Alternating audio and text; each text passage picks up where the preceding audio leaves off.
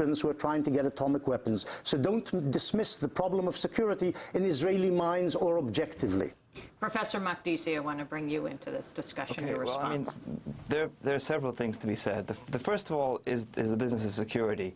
And, you know, actually, I'm convinced that Dr. Morris is speaking the truth. I mean, that he's being honest when he says that there's a question of security. In other words, I think that the Israelis really do think that security is what matters and that it justifies all of their actions. The question is, what kind of collective neurosis does it take when the fact that what they're doing in the occupied territories isn't just holding territory to defend their very existence, as he's putting it, but actively settling, colonizing, illegally colonizing the occupied territories, as he knows, or as he ought to know. To this very day, the Jewish settler population in the occupied territories is increasing at a rate 3 times greater than that of the rate of population increase of Israel itself.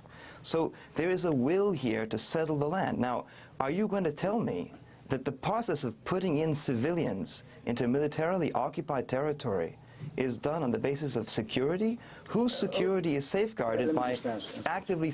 Can I finish my sentence? Whose security is safeguarded by putting civilians into a war zone? That just doesn't make any sense at all as an argument. That doesn't mean that the Israelis don't also think there's a question of security. But the question is, when the Israelis look at these things, one has to understand a kind of collective neurosis that's taking place. And I think that's part of why we're at loggerheads here, because they are convinced that everything... Look at the way he's talking. Before the break, what he was saying was the conflict wouldn't now have the shape that it does if the ethnic cleansing of 1948 had been completed all the way to the Jordan River. Another way of saying the same thing, to go back to what he's saying, which is why it's justified as far as he's concerned, is if the Palestinian people had been literally annihilated in 1948, there also wouldn't be much of a conflict now because the other people wouldn't be there. Now, is that justified? And how can one talk about that process of either mass expulsion or genocide, virtual or literal or whatever, when in terms of security? Well, let's put the question to Professor Morris. Are you for the completion of the expulsion of Palestine? No, I've always said that I'm opposed, both morally and on practical grounds, to expulsion in present circumstances. That's what I said in the interview as well, in present circumstances. But projecting back on 48, I said both peoples would have had a much pleasanter, a more pacific existence since 48 if what had happened between Turkey and Greece in the 1920s had happened also in Palestine. But that's the secondary subject here at the moment.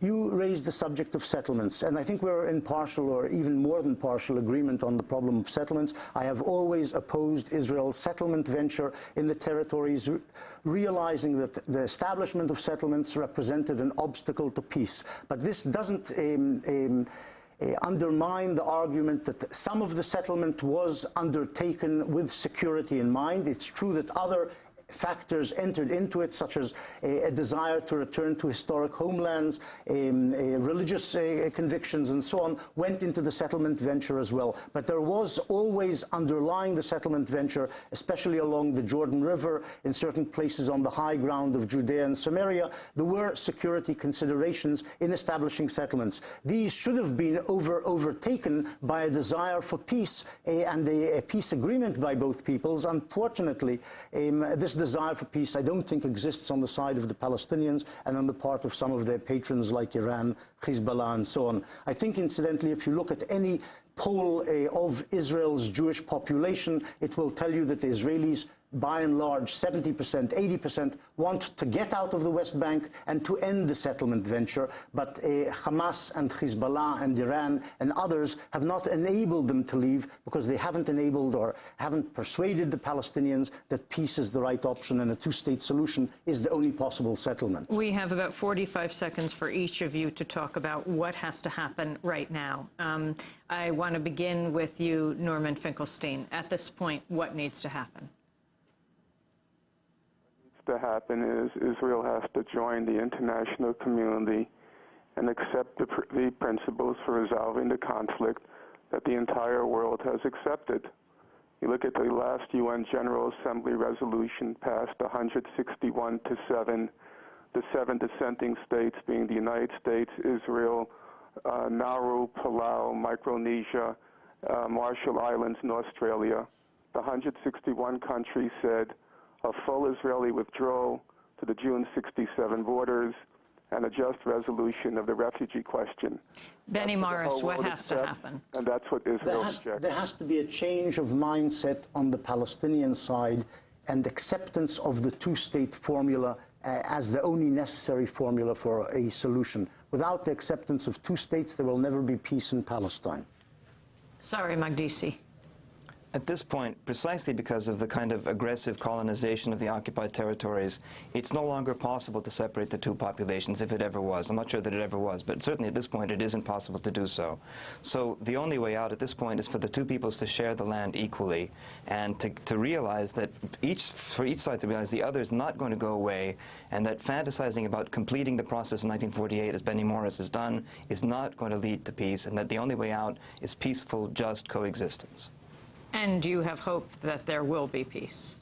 Sorry. Yes, I do have hope, because in fact the situation we're in now is a situation where there's a country that rules over more or less equal populations of Jews and non-Jews, and it privileges Jews over non-Jews. It gives rights to Jews over non-Jews. Benny Morris, do you have hope? A one-state solution will end in anarchy and bloodshed. It will not exist for very long. Why? What's wrong? Because Jews and Arabs are so different and have been in enmity for 120 years. Those are Muslims and those are Jews. Those have Allah and those have God, or at least they're mostly secular. They cannot live together in one polity. They're two different types of people. You know as well as I do, Professor Morris, that the great moments of Sicily and Spain and so forth and Baghdad, etc., were always moments where Jews and Arabs lived together, worked circumstances. Well, circumstances change. We're going to have to leave it there, but we will certainly continue to discuss this. We urge you folks to write in. You can write to us at mail, M-A-I-L, at democracynow.org. Saree Makdisi, Benny Morris, Norman Finkelstein in Brussels. We thank you all for being with us. That does it for the broadcast. Democracy Now! Is produced by Mike Burke, Sharif Abdel-Qaddous, Aaron Mate, Angelique Cummett, Jeffrey Hagerman, Steve Martinez, Nicole Salazar, Henry Massoud, Ravi Karen.